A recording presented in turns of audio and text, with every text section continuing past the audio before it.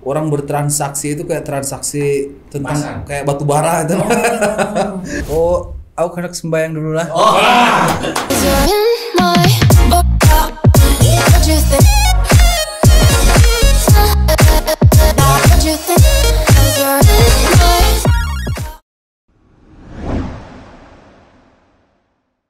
The one and only Randu Alamsah, tepuk tangan. Selamat datang Bos Randu. Wah, Selamat datang Bos Terima kasih Randu. Bang JP, Bang Nanda, terima kasih. Setelah lama tidak bersua di Okita, akhirnya kita kedatangan penulis.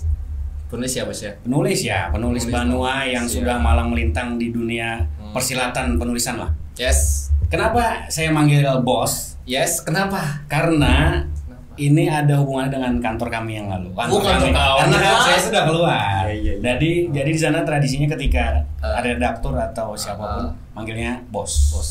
Siap Bos. Jadi manggil Bos Randu nih Bos. Aku manggil abang Bang. Ya abang ya. Selamat datang Bos Randu di Okita nih. Lama banget Terima kasih ditungguin. ya, Okita, Poros Kalimantan. Bagaimana setelah sebulan Ramadan kita melaluinya? Have fun, senang? Alhamdulillah senang, nggak ada yang bolong. Jadi boleh. Nggak ada yang bolong ya. Yang bolong. Ini Bos Randu ini backgroundnya merupakan penulis buku dan novel. Sudah 8 novel ya Bos ya? Ya, 8 novel dan puluhan buku sudah ditulis Bos Randu. Dari tahun berapa Bos awal pertama kali nulis? Memulai. Menulis buku ini. Kalau saya mulai menulis itu dari kecil, Ya. dari ya usia-usia 9-10 tahun. Apa itu cerpen nggak Bos? Catatan harian. Ya cerpen-cerpen pendek, kunjungan ke rumah nenek, Oh, kayak iya gitu. iya. Jadi karena kebiasaan anak-anak dulu gitu ya, maksudnya nggak ada hiburan, nggak ada YouTube, nggak ada Facebook, belum ada internet. Iya. Jadi satu-satunya hiburan kita ya buku. Dari situ ketika kita mulai membaca, akhirnya kita mulai tergoda juga untuk menulis. Ya akhirnya itu berkembang seiring waktu sampai sekarang, alhamdulillah. Itu berarti tumbuh apa ke masa kecilnya menghabiskan masa kecilnya belum di Banjar kan? Belum, masa kecil saya itu di Sulawesi ya. Saya lahir di Manado. Terus kelas 2 SD saya pindah ke desa di Gorontalo, desa orang tua. Akhirnya setelah lulus SD, akhirnya pindah ke Banjar. Jadi lebih banyak hidup di Banjar daripada di Gorontalo di Sulawesi ya. Bos kalau soal menulis nih ya, keluarga ada yang jadi penulis atau sastrawan sih sebenarnya selain Pian ya. Kalau Pian ini kan udah puluhan buku tadi. Keluarga ada nggak yang jadi penulis atau penulis buku atau sastrawan lah di dunia menulis ini?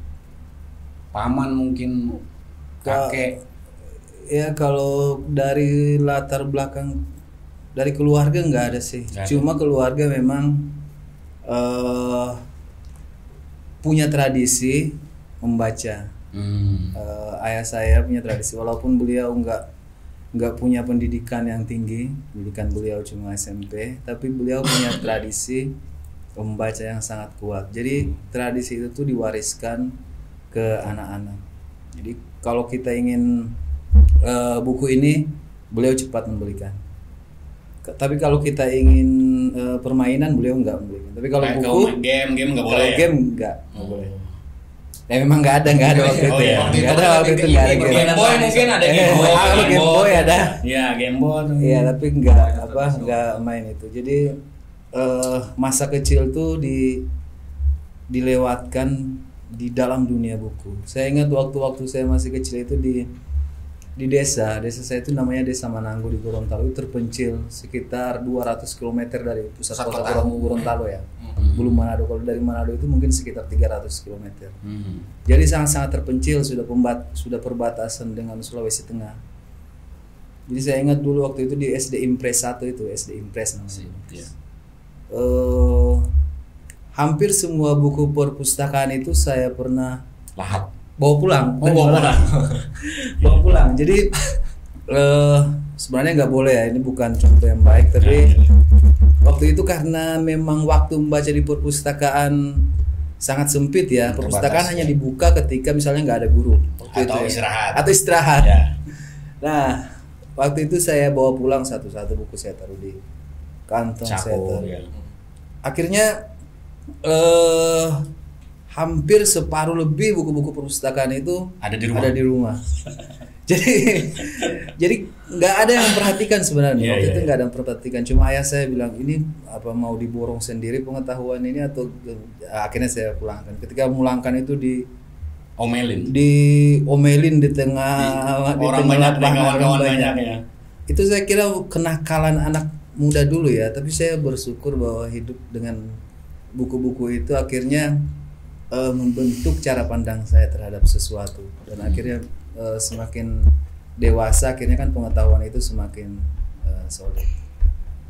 Bos, ini pernah di pesantren juga katanya. Oh iya, Pesantren bertahun-tahun lah. Salah satunya jadi inspirasi nggak bos dalam menulis bos? Pesantren ini bos, dunia pesantren lah. iya. Saya berangkat dari keluarga yang sebenarnya tuh religius. Ayah saya tuh Muhammadiyah dan sangat kuat, sangat memegang teguh tradisi. Dan ketika saya lulus SD, sebelum lulus SD dari kelas 2 SD itu ayah saya sudah punya cita-cita saya akan sekolah di pesantren. Waktu itu dalam bayangan imajinasi anak-anak itu pesantren itu lebih dekat dengan film-film kayak Berprima atau yang kita bisa mengalahkan setan dengan baca-baca. Jadi anak-anak semangat karena waktu itu bayangan kita tuh pesantren itu pasti keluarnya tuh jadi sakti, paling enggak ya bisa bisa menahan mobil pakai Superman itu paling enggak dalam imajinasi anak kecil ya. Jadi keinginan kita kuat untuk masuk pesantren. Kebetulan paman saya itu jadi pimpinan pesantren di Liang Anggang, Kiai Haji Imron Mahmud di pesantren Darul Ilmi. Darul Ilmi. Dia pimpinan di situ. Jadi setelah saya lulus SD langsung dibawa paman saya ke pesantren Banjarbaru nih ya. di Banjarbaru. Apa mungkin karena latar belakangnya pesantren itu juga yang akhirnya tuh ada debut dari Randu yang namanya novelnya Zira Cinta itu kan? Iya. Karena ada cerita itu di situ. Tentang dunia itu pesantren. novel rilis tahun berapa itu bang? Itu novel terbit tahun 2008. 2008. Jadi itu novel yang sangat emosional karena pertama kali kita menulis novel dan diterbitkan. Dan itu novel pertama Bos Randu? Iya, novel pertama. Dan aku sudah membaca novelnya loh. Sudah membaca novelnya sebelum ketemu orangnya. Menyentuh. Iya, bikin berderai air mata. Iya. Sampai 3 kali beliau. Terus gimana ceritanya bos itu bos soal Zira Cinta? Iya, saya memang sudah punya impian untuk menulis novel yang bisa diterbitkan terus dimuat dipajang di Gramedia dan lain-lainnya. Nah, tahun 2008 itu adalah tahun-tahun di mana orang tuh keranjingan novel religi. Ayat-ayat cinta. Ayat cinta ya. Ayat cinta ya. Kalau kita ingat waktu itu Gramedia tuh sangat full dengan novel-novel yang covernya tuh bercadar yang cuma ada matanya bercadar. Novel religi sangat full waktu itu. Waktu itu saya di Kabupaten Banggai mengajar di pesantren di sana. Jadi saya nggak punya sumber daya untuk menulis sebenarnya Zira Cinta itu dalam kondisi yang agak susah karena ada masalah waktu itu, masalah pribadi. Jadi saya pindah ke sebuah desa namanya Desa Ombolu. Desa itu trans Bali. Trans Bali Lombok sebenarnya. Iya. Di Sulawesi. Di Sulawesi Tengah. Di Kabupaten Banggai itu. Jadi nggak ada listrik waktu itu di situ. Iya, nggak ada listrik. Kalau nggak salah listrik nanti malam baru dinyalakan. Jadi saya nggak bawa buku, nggak punya pulpen sebenarnya, tapi keinginan kuat ingin menulis. Jadi bagaimana? Kalau melihat skrip naskah Zira Cinta itu satu buku yang tulis itu. Iya. Catatan. Terus catatan lagi buku yang tulis kecil. Bisa-bisa. Jadi bisa-bisa ada yang cuma kertas aja, yang cuma kertas. Jadi sangat sulit sekali perjuangan menulis itu. Tapi waktu itu kan kita nggak punya kita punya semangat karena orang-orang masih membaca novel waktu itu. Yes. Novel sedang booming. Jadi ketika saya malas menulis, saya ingat lagi bahwa novel sedang booming. Ini waktunya untuk menerbitkan buku. Ini sudah waktunya. Ya kayak kejar momentum juga Ya, berarti kejar lah. momentum. Saya menulis itu sekitar ya kayak 3 atau 4 bulan kalau nggak salah. Sambil mengajar. Sudah nggak mengajar, Sudah. sudah pindah ke desa itu. Sudah pindah ke desa itu, sudah berhenti mengajar. Jadi bantu-bantu yang tempat yang saya tinggal itu berkebun, ngecek coklat, ada tanaman coklat itu dicek setiap hari, dipupuk. Ya kayak gitu. Kayak karena kehidupan di desa terpencil, malam baru mulai memikirkan novel, siang tuh berkebun. Akhirnya kan diterbitkan. Pas diterbitkan masih di Kabupaten Banggai itu. Waktu diterbitkan tuh sudah enggak, saya sudah keluar dari Oh sana. jadi membongkar memori juga sebagian Iya. Bang, ya. Waktu diterbitkan saya sudah di Gorontalo lagi. Terus teman-teman di pesantren sudah ribut, karena diterbitkan kan ya. Iya, Ini iya. ada novel diterbitkan, punya anak pesantren, ada teman-teman mau SMS sudah, Iya, SMS iya, banyak banget. Ayo ke sini, ayo sini. Ayo baca Akhirnya bukunya. saya tergoda untuk datang ke Banjar lagi Oh. tahun 2009. Waktu itu memang belum punya pekerjaan, artinya memang selepas pesantren sempat mengajar dari sana sini dan menulis aja sudah habis itu. Iya, menulis. Waktu itu karena memang ya kalau menulis itu kan kita nggak dapat uang cepat ya. Iya betul. Jadi Ya, perlu ini proses panjang. iya, berkebun, ada juga kerja nimbun jalan, ya macam-macam lah, kerja serabutan untuk menyambung hidup aja waktu itu. Jadi novel pertama tuh Jazirah Cinta tuh, kalau saya baca sekarang itu novel sebenarnya kurang kuat tekniknya. Jadi novel tipis, kurang kuat tekniknya, jadi agak lucu kalau kita baca sekarang. Tapi justru itu novel yang paling sukses, itu diterbitkan di Malaysia, terus difilmkan. Kalau pernah nonton film Tiga Petala Cinta yang versi Malaysia, itu novel itu diambil dari novel Jazirah Cinta yang Tiga Petala Cinta Malaysia itu. Artinya luar biasa sih novel pertama yang Iya, novel ditulisnya. pertama itu luar biasa. Jadi nggak ada pencapaian, walaupun akhirnya teknik menulis sudah mulai baik, tapi belum ada pencapaian yang bisa menyaingi novel pertama Jazirah Cinta. Karena itu menggugah emosi pembaca, pikir. Ya, Terlalu banyak kepedihan di situ. ya terlalu banyak kepedihan, dan kayak menulis tuh masih kayak lugu, masih kayak murni, nggak iya. begitu terlalu banyak teknik. Jadi orang tuh suka. Oke, next berlanjut ke ini novel berikutnya, ada yang mana yang terbit setelah itu? Apa itu ada jeda cukup lama sebelum novel selanjutnya? Novel selanjutnya tuh Selalu Ada Kapal Untuk Pulang, itu terbit tahun 2012. 4 tahun 4 tahun 4 tahun berselang. Jadi biasa dalam kepenulisan itu biasa novel kedua tuh yang paling susah. Apalagi kita sudah dalam bayangan bahwa novel pertama kita tuh diterbitkan, sampai sukses. ke luar negeri lagi ya. Iya. Ada ini ya tolak ukur indikator dia harus lebih baik dari sebelumnya kan, kesannya kayak Iya, gitu. Betul. Itu ada beban di situ. Ah. Ada beban. Jadi kayak dihantui beban itu, akhirnya lama menerbitkan. Si novel kedua ini Selalu Ada Kapal Untuk Pulang ini cerita apa, Bos? Itu justru cerita Perantau kah? Iya, Justru cerita masa kecil ya. bukan cerita di Kepulauan Banggai tadi. Oh. Di pesantren di Kepulauan Banggai, tempat di mana saya mengajar itu.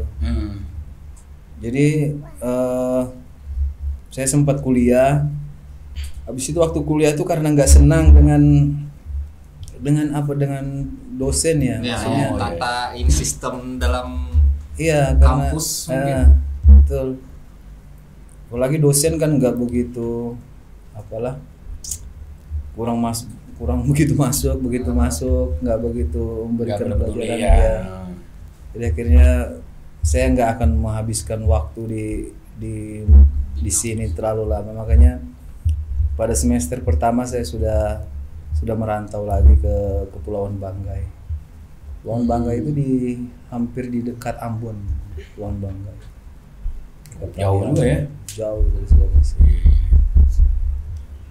Jadi dari situ Saya diajak mengajar di salah satu pesantren di Kepulauan Bangka, itu dari itu desa lagi. Jadi desa lagi. Jadi saya setahun di situ. Jadi apa-apa yang di dalam novel Selalu Ada Kapal Untuk Pulang itu semuanya cerita tentang perjalanan di Bangka dan kehidupan Bangka ya. Itu. Jadi masih banyak yang sangat suka dengan Selalu Ada Kapal Untuk Pulang. Betul. Sampai sejauh ini ya. Saya kira banyak orang yang saya menerbitkan banyak novel, tapi yang orang yang paling suka itu kadang cuma novel pertama, novel kedua.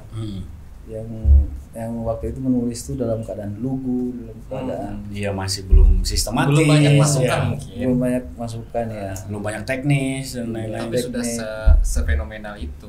Betul. Iya. Kalau fenomenal enggak, maksudnya cuma ketika orang baca itu ada yang orang saya pernah ada orang baca seorang guru ya di Makassar itu ya. Betul.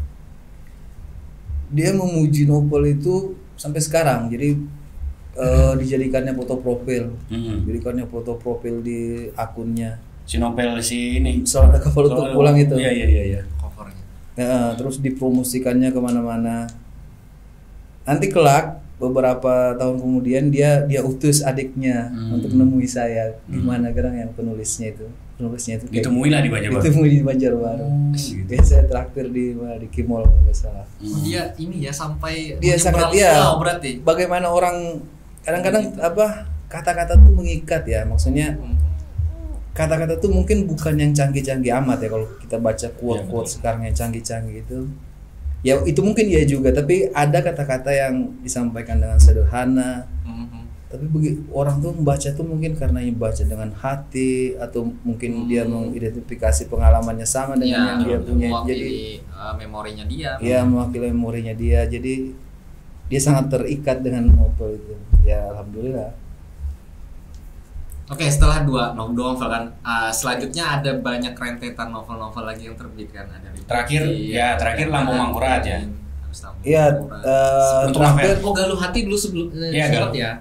Ya Galuh Hati. Nah, itu latar belakangnya di sini kan, Bang. Galuh Hati latar belakangnya di Cempaka. Cempaka, kisah para pendulangan. Ya. Jadi bagaimana orang para pendulang itu bertaruh hidup mereka di lubang itu, taruhan nyawa untuk sesuatu yang belum tentu jelas. Jadi kadang ada yang ditemukan yang besar tapi diambil oleh pemilik modal yang banyak. Jadi latar belakangnya seperti itu. Kabarnya itu novel yang paling cepat dikerjakan ya dari beberapa novel. Bukan. Kalau yang paling cepat dikerjakan itu Liberty. Liberty. Kalau Liberty berapa waktu? Liberty sebulan. Sebulan. Enggak sampai sebulan malahan. Iya. Sekitar 20 hari. Untuk 200 halaman gitu. Iya. Karena waktu Liberty itu saya ikutkan ke lomba waktu itu. Mau saya ikutkan ke lomba, tapi akhirnya karena nggak ngejar deadline-nya, akhirnya saya terbitkan. Diterbitkan di KPG. Ya, Kompas Ya. Jadi setelah itu terus novel Lampung Mangkurat, terus Air Mandi Mayat, baru yang terakhir ini Sang Pangeran. Sang Pangeran itu rasanya diterbitkan oleh Pemprov Kalsel kalau nggak salah. Pemprov Kalsel. Jadi bagian dari proyek Pemprov. Bos, dari sekian banyak buku dan novel. Sambil minum ya? Ya, siap. Sambil minum. Nih hari ini kopinya spesial nih. Iya. Dari kedainya Bos Randu. Kopi Koing. Wah, enak banget nih. Kan kalau ke Banjarbaru nanti aku ajak ke sini lah. Ya oke ya. Diajak ya. Bos, dari sekian banyak menulis buku, bener nggak menulis buku ini membuat Bos Randu saat ini ya udah jalan hidupnya udah di sini aja gitu? Sebenarnya apa dulu pernah kepikiran kayak gitu juga, apa punya cita-cita lainnya lah selain menulis dan lain-lain? Saya nggak pernah punya cita-cita selain menjadi penulis ya. Artinya dari dulu memang dari dulu penulis gitu. Ingin menulis, menjadi penulis, terus jadi kolumnis, maksudnya bisa menulis di koran. Alhamdulillah semua itu tercapai dan punya buku yang diterbitkan. Apakah karena gara-gara ada buku dan dikenal sebagai novelis juga akhirnya Bang Randu malah jadi wartawan? bukan jadi wartawan dulu baru nulis kan prosesnya? Bukan. Iya. Ada sebab ada di situ. Jadi penulis dan jadi wartawan itu kan maksudnya apa, profesi yang sama aja. Sama Maksudnya ya, kita punya satu, teknik menulis Ya. dan akhirnya dituangkan melalui profesi wartawan. Yes. Jadi itu juga termasuk kalau profesi wartawan kan kita digaji setiap Bulannya, ya, Jadi paling enggak Untuk jadi profesi. ada jaminan. Dapur di situ. ngebul. Dapur ngebul. Kalau novel kan kita masih menanti, belum lagi pengiriman ke penerbit. Royalti. Sekitar 3 bulan, pembagian. belum lagi menunggu sekitar 6 bulan pembagian royalti. Jadi memang semua cita-cita saya itu sebenarnya proyek-proyek idealis, jadi penulis, jadi wartawan. Itu sekarang cita-cita yang sudah nggak ada lagi ya waktu sekarang. Sekarang sudah nggak punya cita-cita lagi. Kalau anak-anak dulu itu Ya. jadi penulis, jadi wartawan itu sudah kemewahan. Sekarang sudah mulai tergerus ya kayaknya. Iya. Karena kan cita-cita anak sekarang konten kreator sama YouTuber. Konten kreator sama Iya, YouTuber. beda zaman. Tapi Bos Randu ini merupakan anak kesayangan Bos Jawa Pos Group. Dahlan Iskan. Dahlan, ya. Dulu. Itu pertemuan pertama kali tahun berapa? Kayak episode-nya tuh? Dahlan, Bos. Dan kenapa beliau begitu mengagumi Bos Randu lah bahasanya? Kalau mengagumi enggak gitu maksudnya. Menyayangi lah. Ya kenal gitulah. Karena tulisan juga atau buku? Karena tulisan. Maksudnya saya sering menulis tentang Pak Dahlan. Beliau salah satu tokoh yang saya sangat kagumi ya. Iya. Maksudnya ya saya sangat kagumi Pak Dahlan Iskan. Jadi saya intens menulis tentang beliau ketika beliau kena kasus dulu ya.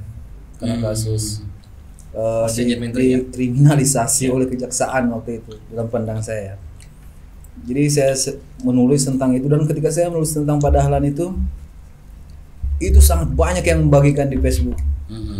Tulisannya itu tunggu Bos. Tulisannya itu dimuat di koran juga atau memang di media sosial saja? Ada yang dimuat di koran, ada yang dimuat di media sosial. Jadi saya ingat tulisan itu saking viralnya akhirnya kembali lagi ke saya. Oh, saya dibagikan kemana-mana. Saya dibagikan ke saya coba. Jadi ada teman coba baca ini, tulisannya bagus. Jadi saya bilang iya memang tulisannya bagus itu. Padahal tulisannya orang. Jadi dibagikan sangat banyak, 39.000 kali dibagikan di Facebook aja. Iya. Jadi ada yang ada yang mengcopy paste dan itu 20.000 kali dibagikan. Jadi sangat banyak. Saya kira dampak dari tulisan itu membuat cukup membuat mungkin Pak Dahlan tuh ingin kenal siapa sih yang waktu itu saya belum kenal secara pribadi. Secara pribadi ya, person Ya. Pak Dahlan mengundang ke Surabaya waktu itu belum saya datangi. Ya. Jadi akhirnya kesempatan untuk ketemu Pak Dahlan itu datang ketika ada pertemuan redaktur tahun berapa ya, 2017 atau 2019 ya, 2019 kalau nggak salah. Pak Dahlan padahal nggak kenal saya waktu itu. Jadi begitu dia tahu saya Randu langsung dipeluknya. Lama banget dipeluk. Jadi itu pertemuan emosional jadinya. iya. Itu saya pernah dengar kisahnya di saat Pak Dahlan itu memeluk Bian itu. Makanya saya mengira bahwa Pak Dahlan begitu artinya mengidolakan Bos Randu lah saat itu. Enggak, tapi habis itu semua novel saya yang sejak itu akhirnya beliau minta kirimin. Minta kirimin jadi beliau memang betul-betul membaca, bukan cuma sekedar menyenangkan atau beliau memang membaca buku ya. Membaca buku. Beliau mereview, merekomendasikan ke teman-teman beliau. Komunikasi terakhir dengan Pak Dahlan itu di tahun 2000 bukan langsung dari Pak Dahlan, tapi ada anak buah beliau yang meminta saya untuk memimpin media beliau, salah satu media beliau di Jawa Timur itu, di Sway sekarang itu ya. Jadi saya diminta beliau untuk jadi pimpinan redaksi.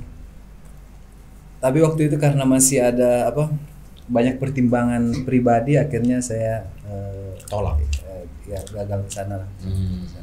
Karena kayaknya harus berdomisili ke sana ya. Ya harus di domisili sana. Kalau sudah disediakan semuanya, tapi ya mungkin jalurnya nggak bisa. Ya. Tapi informasinya Bos Rando ini ke Eropa karena menulis juga. Nah, ini 2000 ya. ya ini cerita menarik juga Bos soal Eropa. Artinya semuanya kan bermula dari menulis itu tadi.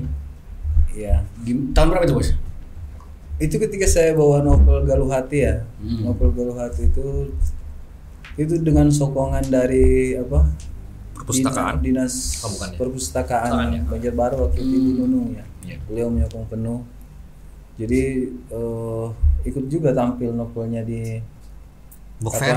di London Book Fair. London Book Fair. ya. London Book Fair. Jadi tahun 2000. Kesana itu rasanya sama-sama dengan Pak Gunawan Muhammad. Oh, Satu pesawat. Hmm. Pak Gunawan Muhammad, sosok yang rendah hati beliau. Sempat ngobrol artinya ya. Saya nggak ngobrol kayak gitu aja. Oh. Tapi nggak ngobrol Tidak dalam. in-depth. Saya ingat Pak Gunawan Muhammad itu bawa pizza, mungkin beli pizza di luar, terus beliau bawa sendiri ke booth Indonesia itu. Jadi orangnya padahal ini Gunawan Muhammad semua orang kenal. Beliau beli pizza, beliau bawa sendiri, nah terus Iya, buat kawan-kawan yang lain. Padahal dia kawan-kawan. bisa meminta orang luar lain. biasa Pak Gunawan Muhammad. Galuh Hati di Eropa itu maksudnya di untuk dijualkah, diperkenalkankah apa Bos saat itu? Dijual Dijual gitu ya. diperkenalkan. Maksudnya diperkenalkan, tapi kalau ada orang yang mau beli ya dijual. Karena kan Tapi memang pameran buku kan. Pameran buku. Tapi kan di sana itu sebenarnya itu bedanya dengan Indonesia. dengan Indonesia ya. Kalau kita melihat atmosfer pameran London Book Fair itu kita kayak mungkin berapa ratus tahun lagi Indonesia bisa capai kayak gini. Jadi orang gedungnya besar, sangat besar gedungnya kayak dome kayak gitu. Terus orang bertransaksi itu kayak transaksi tentang pasar. Kayak batu bara itu. Pokoknya pakai dasi, pakai bertransaksi bertransaksi jual beli hak cipta itu. Oh, hak cipta. Karena ada yang memang diterjemahkan ke bahasa ini Inggris. kan, Inggris kan. Ya, jadi itu pameran yang mempertemukan penerbit, terus penulis juga, terus agen kepenulisan itu, misalnya dia mau menjual hak cipta buku Dan Brown misalnya di Indonesia, dia bisa ketemu di situ. Akan ada ini ya, perjanjian, kesepakatan kerjasama gitu kan. Iya, agen itu sudah kayak internasional banget. Berarti pameran itu udah kayak ajang ini kerjasama, kesepakatan banyak terjadi di sana kan? Iya, banyak deal terjadi di sana. Jadi yang sampai ke kita misalnya diterjemahkan itu rasanya banyak ya terjadi di pameran-pameran seperti itu. Nice. Ketemu siapa aja Bos di sana Mas, penulis-penulis luar negeri mungkin? Yang udah mendunia gitu. Mungkin yang pengen tahu Yang atau pengen- ada yang pengen idolakan? Sebenarnya kayak gini ya. Maksudnya waktu datang ke sana itu saya nggak fokus ingin ketemu penulis. Fokus mau jalan-jalan mau. Waktu itu kan membaca Karena Laskar mau Pelangi. Oh ya. Membaca Eden Sor. Ya, cerita tentang apa? Jadi lebih sering bolos keluar. Iya, menikmati keluar kan. Suasana di Menikmati suasana London. Ya, Jadi wajar saya lah, ke mumpung kan. Eden Sor, saya pergi ke situ. Karena pencapaian juga Ya. Galuh Hati sudah sampai di Eropa nih kan. Ya, ke Manchester, Ya. Skotlandia. Jadi Ya, dia explore lah ya. jalan-jalan, jadi naik kereta api ya. dari Skotlandia ke Inggris. Saya kira pengalaman seumur hidup yang nggak bisa dilupakan lah. Berapa hari sempat di Eropa karena buku itu Bos? Seminggu ada? Iya, semingguan rasanya. Seminggu rasanya. Kalau kita lihat Eropa mungkin lihat London, lihat Inggris kan dari film atau Iya, dari layar kaca, dari Nah, kalau konten. dari pengalaman Bos Randu apa sih yang bikin budaya mereka tuh begitu Mungkin kuat lah? Pian mengamati culture di sana, bagaimana orang di sana dalam bergaul atau berbahasa sehari-hari. Yang jauh beda dari Indonesia. Kalau di London itu kota yang sangat-sangat heterogen. Jadi semua orang dari semua budaya, dari semua negara tuh ada di sana. India, Pakistan, Filipina, semuanya ada di sana. Jadi tapi semua itu dibungkus dalam atmosfer London yang ketat. Jadi orang ya tradisi London itu sangat London itu ya punya tradisi kota yang sangat kuat. Jadi kalau misalnya kita melihat kayak film-film orang Inggris misalnya, orang berbicara pakai logat Inggris, terus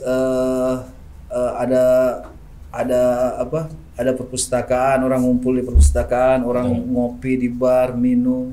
Itu sangat tradisi London banget. Jadi saya ingat setiap malam Minggu itu ya, itu orang minum-minum. Malam Minggu atau satu orang minum-minum terus nanti mereka nggak bisa ngerokok di dalam. Oh, di dalam ruangan nggak bisa. Nggak boleh di lantai itu nggak boleh. Peraturan nggak boleh ya. Jadi mereka kalau ngerokok itu di luar, kayak gitu di film-film lah. Ya, kita pernah melihat itu di film. Berarti itu memang budaya mereka ya, memang itu dilakukan oleh. Iya, nggak boleh merokok di dalam. Yang saya ingat juga itu London itu cuacanya sangat dingin. London itu kata orang kalau kita nggak menemukan hujan di London, itu sabar aja, mungkin sekitar semenit lagi turun hujan. Jadi cuacanya sangat cepat berubah secara ekstrim. Jadi sehari itu bisa empat musim, misalnya dingin, panas, turun salju, turun es. Jadi dalam sehari. Serandom itu ya? Iya, di London itu. Jadi makanya orang bawa payung, orang bawa Iya. Jadi saya ingat jalan-jalan di London itu bungkus jaket itu sudah 5 lapis. Dan Dari masih pagi, dingin. Masih dingin. Terus lihat ada cewek lari pagi cuma pakai gini. Cuma pakai celana olahraga, dia sanggup melawan itu karena kulitnya memang orang sana. Bukan itu. Mereka sudah terbiasa. Tubuhnya jadi betul. Menyesuaikan diri. Iya. Kita orang Pantas Asia. kita dijajah lama banget karena orang Inggris kuat-kuat, orang Eropa kuat-kuat ya. Belum menghadapi. Nice. Bos, nih Ulun ada satu pertanyaan nih. Ini mungkin banyak orang yang nggak setuju mungkin ya. Cuman ini pertanyaan dari lama dan Ulun dapat dengar tuh dari orang lain gitu. Yeah. Menulis novel itu cuman menghayal katanya. Penulis novel itu bukan penulis beneran. Nah, bagaimana? Menurut pandangan Pian sebenarnya pernyataan seperti itu. Ini jujur bukan pernyataan dari Ulun. Ulun dapat dari orang lain. Pernyataan seperti ini bagaimana menurut Pian? Iya benar. Wah, novel tuh ya imajinasi. Maksudnya itu benar, tapi secara budaya itu bisa salah. Secara budaya. Secara budaya karena bisa bayangkan ketika misalnya orang tua punya anak penulis misalnya. Dulu penulis itu namanya pengarang. Yes. Sekarang sudah mulai agak jarang kata-kata pengarang. Jadi orang tua punya anak penulis misalnya pengarang itu ya, dia hari-hari kerjaannya tidur di kamar, tidur di kamar, di sofa tidur. Ya kayak pengangguran lah. Jadi kan orang tua kan resah juga. Coba cari pekerjaan. Padahal kalau dia sebagai penulis, sebenarnya dia tidur, dia di ranjang itu dia itu mencari inspirasi. Pekerjaan. Iya, dia kerjanya harus cari inspirasi, menghayal. Jadi saya kira penulis itu sebenarnya pekerjaan yang paling ideal ya. Saya nggak pernah sangat-sangat bersyukur bahwa saya jadi penulis. Jadi nggak pernah ingin mengganti profesi apapun, cita-cita apapun. Kalau saya bisa dilahirkan kembali, saya tetap akan jadi penulis dibanding jadi YouTuber, jadi tentara, jadi polisi, jadi presiden maksudnya ya. Saya ingin tetap jadi penulis. Luar biasa. Kita bicara dulu suasana kita. Tapi memang Pian idola banget. Apalagi cuy nih. Salah satu mentor Auk waktu menulis awal-awal jadi wartawan ya beliau diajarin nulis feature. Iya. Feature itu. Ya. Tapi memang feature ini kan berita bertutur ya bos ya. Artinya dari sisi manapun kita bisa menulisnya. Dan dia tidak pernah habis dimakan waktu. Mau kapan aja ditayangkan di surat kabar ya bisa aja gitu. Oke lah, nih ada pertanyaan terakhir mungkin. Yang buat orang-orang menunggu, penonton menunggu. Apa? Tips and trick nih dari Bos Randu nih soal menulis buku nulis novel percintaan yang menyentuh hati. Kira-kira ada tipsnya nggak nih Bos? Atau menulis novel aja lah, secara luas lah. Kepada kawan-kawan yang memang akan memulai karirnya untuk menulis. Iya, tapi yang pakai perasaan, yang harus maksudnya dia punya dia melibatkan emosi. pembaca nantinya bisa mengerti tersentuh hatinya dan lain-lain lah. Ada tips nggak bos buat para penonton nih atau ya penulis pemula lah? Ya, kalau kita menulis novel tentang percintaan kan paling nggak kita harus ngalami sendiri juga. Oh gitu. Bisa kita harus ngalami apa? Patah Menulis hati. tentang patah hati. Ya paling nggak kita harus nulis tentang patah hati. Ya bisa aja kita nggak pernah patah hati ya. Tapi kita menulis tentang patah hati. Tapi itu kecuali kita sangat-sangat hebat. Maksudnya sangat hebat baru kita bisa apa? Menulis tentang patah hati dengan benar. Ya betul. Tapi kalau kita misalnya kurang nggak pernah mungkin mengalami patah hati, itu menulis tentang patah hati itu rasanya kayak kering. Oh. Kayak kering karena kita nggak pernah tahu rasanya. rasanya, ya. Nggak tahu rasanya. Jadi saya kira saya beruntung mengalami banyak patah hati di Terlatih patah hati. Terlatih patah Jadi hati. akhirnya menulis tentang percintaan itu mungkin yang bikin orang juga suka juga ya. Jadi tips dan trik menulis saya kira idealnya kita mengalami sendiri. Idealnya mengalami sendiri. Idealnya mengalami sendiri.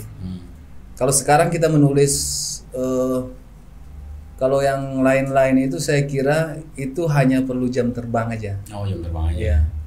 Terus kita membaca lebih banyak, Ya. berlatih menulis lebih banyak. Sekarang hal-hal semacam itu agak susah ditemukan karena budaya kita sekarang itu kan membaca cepat. Yes. Ya.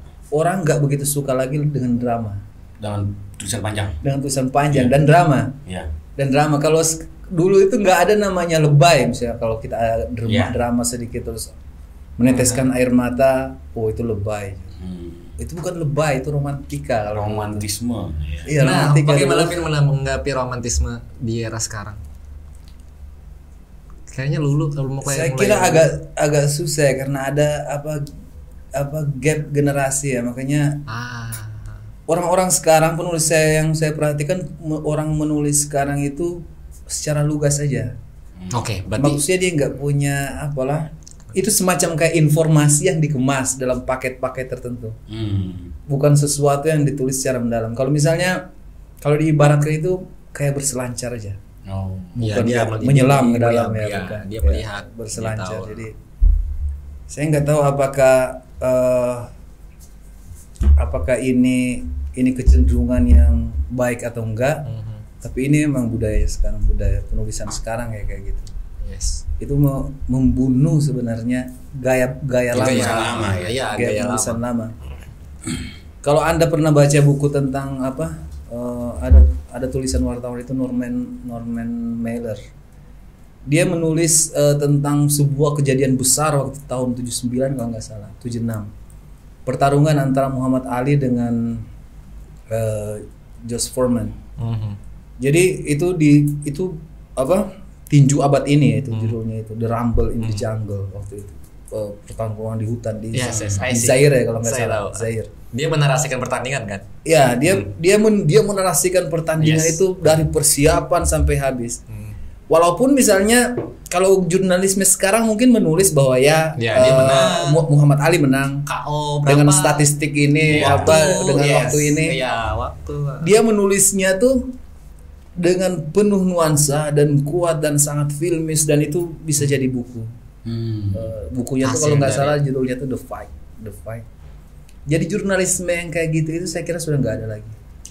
Sudah nggak ada lagi. Jadi maksudnya kan yang intinya kan apa? Cuma 2 kata aja, Ali menang. Ali menang. Tapi orang jurnalisme dulu menulisnya dalam satu buku. Artinya memang menyelam, bukan berselancar. Menyelam ke dalam, dan itu saya kira saya rekomendasikan kalau jurnalis ingin membaca itu luar biasa. Norman Mailer menulis The Fight, rasanya di internet. PDF-nya. Apalagi bos kira-kira tips dan triknya? 1 harus mengalami sendiri. Ya. 2 harus banyak buku dan kosakata. Iya. Kalau yang itu Bang, Apalagi bos kira-kira tips and trick? Nah, untuk yang zaman sekarang ya, menulis itu yang paling penting juga adalah jangan sampai terdistorsi. Apa tuh? Fokus. Maksudnya kita menulis ini tiba-tiba ada notifikasi Facebook. Kita melihat notifikasi Facebook itu lama dan itu mengubah semacam struktur dalam otak kita bahwa yang apa yang sudah kita pikirkan tuh hilang. Dan atau lupa gitu ya. Atau lupa. Artinya matikan semua media sosial. Kalau bisa matikan semua media sosial, fokus saja menulis. Banyak penulis hebat itu mereka menyediakan waktu menulis itu sekitar 1 atau 2 jam. Selama 1 atau 2 jam itu mereka nggak bisa diganggu. Suami, istri, tidak terhubung ke internet sama anak nggak terhubung ke internet. Jadi harus punya komitmen seperti itu kalau ingin melawan zaman ya. Artinya memang kalau dari dulu itu memang sudah biasa. Saat ini karena zamannya digital, medsos sudah rame, ya harus mengalahkan itu proses kreatifnya lah. Dan itu susah sekali. Bahkan saya sendiri pun susah sekali. Maksudnya notifikasi kan siapa ini atau penting nggak nih? Penting nggak nih? Iya betul. Belum lagi sekarang aplikasi baca novel digital juga banyak banget kan? Nah itu aplikasi baca novel digital baca novel digital. Jadi saya pernah buku novel saya Air Mandi Mayat itu pernah menjadi naskah horor nomor 1 trending 1 di Wattpad ya. Di Wattpad itu trending nomor 1. Jadi pengikut saya waktu itu langsung menanjak jadi 2000 kalau nggak salah.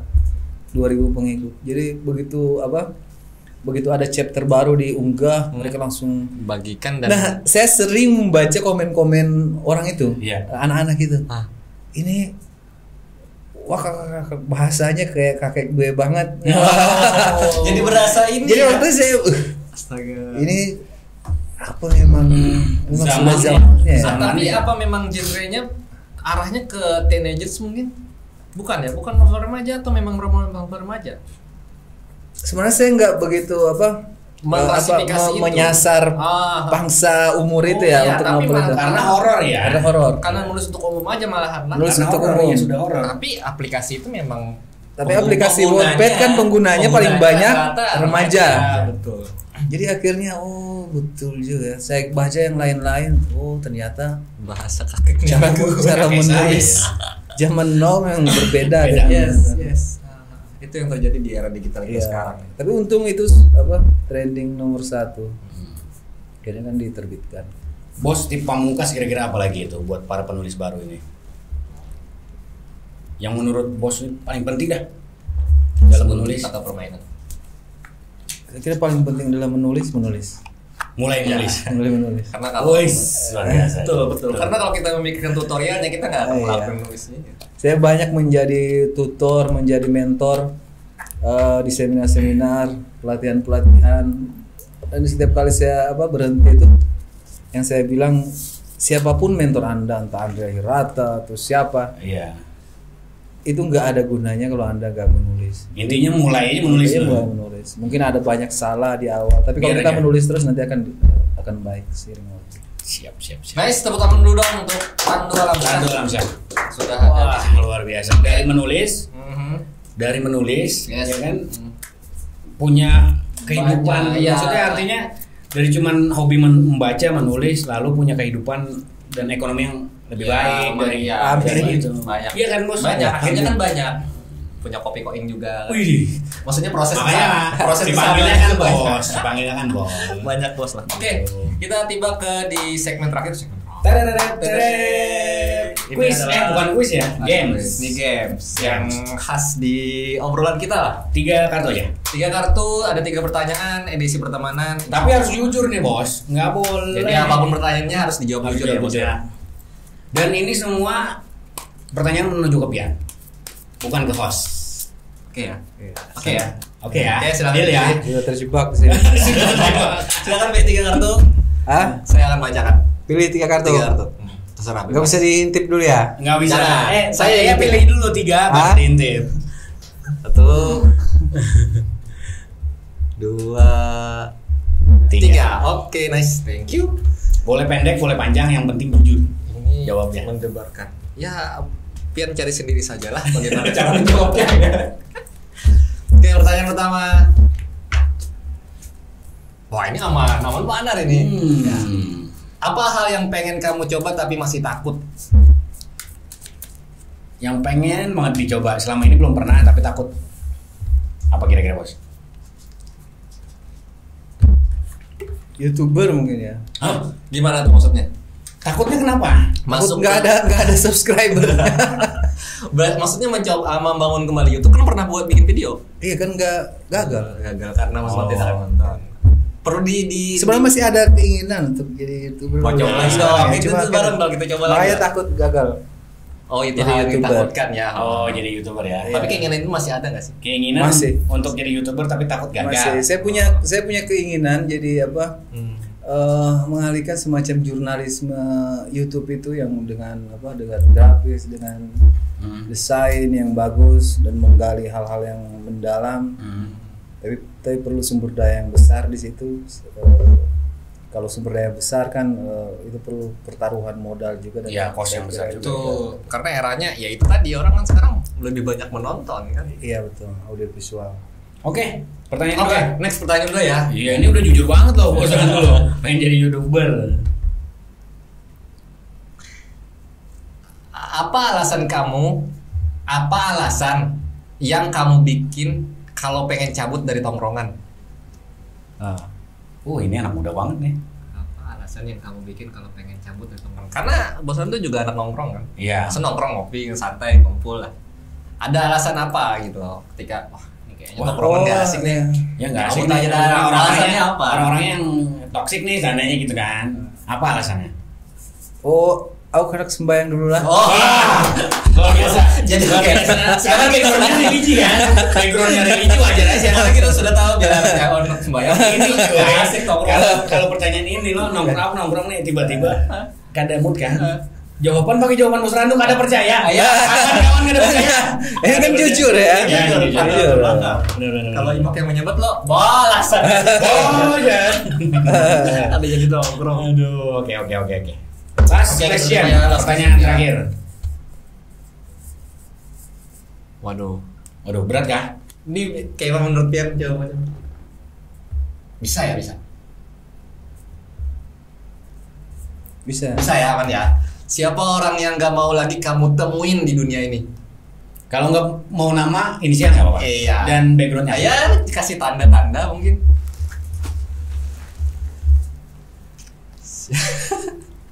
Dia mulai bingung ya pribadi. Dia mulai Memikirkan. menerawang siapa yang tidak ingin ditemui.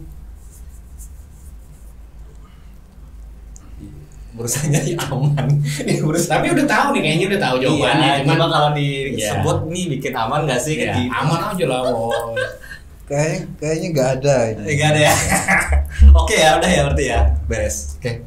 Ya, last Imak.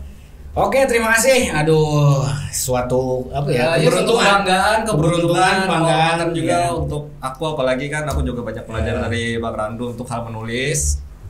Semoga Bos Randu menelurkan. Ini saya perlu klarifikasi dulu ya. Ini Siap. Bang JP panggil bos itu seperti yang dijelaskan tadi ya, bahwa itu Ya, tradisi karena- di radar, iya, bukan karena karena bos. investor.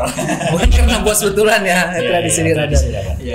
Harus Tapi kan harus disclaimer kan apa-apa. Oh, disclaimer kan ada Pak ya. Siap, nggak apa-apa. Ya.